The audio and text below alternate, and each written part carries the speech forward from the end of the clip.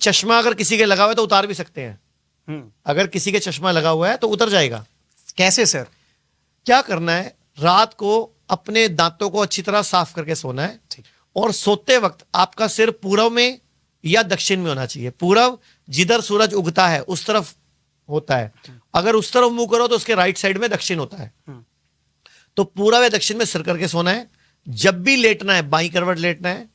सुबह उठ के अपनी बॉडी को हिलाना है, बिस्तर पे पड़े पड़े इतना हिलाना है कि ब्लड सर्कुलेशन पूरी बॉडी में फैल जाए, क्योंकि हमारी बॉडी में 5 लीटर खून है।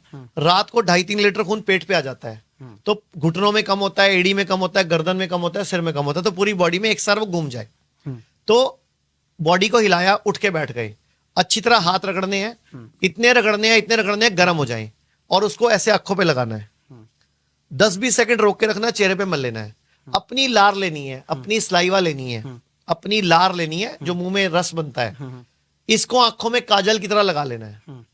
और उसके बाद ये 3 उंगलियां ऐसे रखनी है, 7 बार ऐसे घुमाना है, 7 बार ऐसे घुमाना है। उसके बाद 25-30 बार इस तरह घुमाना है और 25-30 बार उल्टा घुमाना है, और दोबारा हाथ रगड़ने हैं, गर्म करने हैं और आंखों पे लगा लेने हैं। 2 मिनट में एक्सरसाइज पूरी हो जाएगी और 10 से 15 दिनों में 0.25, 0.5 नंबर का चश्मा उतर जाएगा।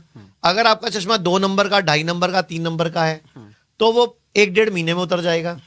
और अगर आप इससे भी जल्दी चश्मा उतारना चाहते हो तो अपने घर के आसपास कोई भी पंचकर्म आयुर्वेद का सेंटर ढूंढ लो। आयुर्वेद का पंचकर्म सेंटर, वहां पे अक्षय तर्पण नाम की एक थेरेपी होती है, अक्षय तर्पण, वो भी साथ में करवा लो तो चश्मा भी उतर जाएगा।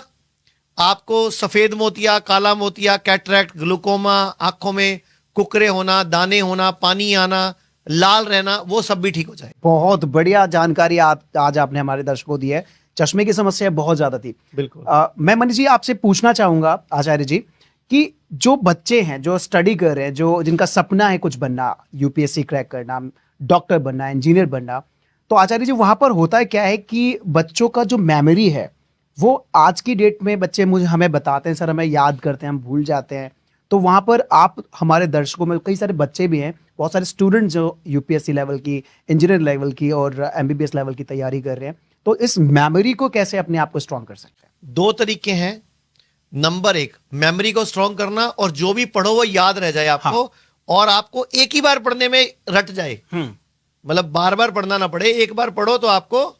मैं भी अपनी 10वीं क्लास का पूरे सहारनपुर डिस्ट्रिक्ट का टॉपर हूं, तो मतलब, और मेरे घर वाले हैरान थे कि ये पढ़ता भी नहीं है, ये टॉप पता नहीं कैसे कर जाता है, जबकि मैं सीरियल देखा करता था उस टाइम, दादी माँ जागी और विक्रम बेताल, इस तरह के सीरियल आया करते थे।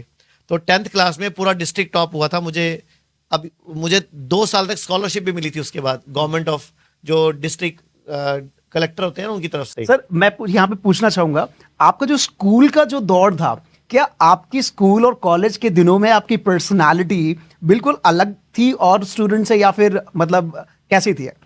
मैं पूरे क्लास में सबसे सुकड़ा बच्चा था, सबसे कमजोर बच्चा था, सांवला रंग था, और बिल्कुल मेरा वजन ग्रेजुएशन करने तक भी 39 kg था, मतलब बिल्कुल दुबला पतला। तो वो तो याद ही मत कराओ दिन। तो मैं आपको मेमोरी के लिए बताने लगा था। तो जितने भी लोग आईएएस बनना चाहते हैं या कोई कंपटीशन क्रैक करना चाहते हैं, तो एक चीज सुनो ध्यान से। आप रोज सुबह उठ के खाली पेट उकड़ू बैठ के, नीचे बैठ के, मतलब इंडियन टॉयलेट स्टाइल में बैठ के 1 कप गरम गरम पानी पीना शुरू करो। पहली बात, उससे आपकी पिंडली दबेगी। आप सबने कहावत सुनी है, अकल पैरों में होती है, अकल घुटनों में होती है, कई बोलते हैं अकल एड़ी में होती है, कोई बोलता है लंबे आदमी की होती है, कोई बोलता है फौजियों की होती है। तो क्यों बोलते हैं? हमारी पिंडली सेकंड हार्ट है।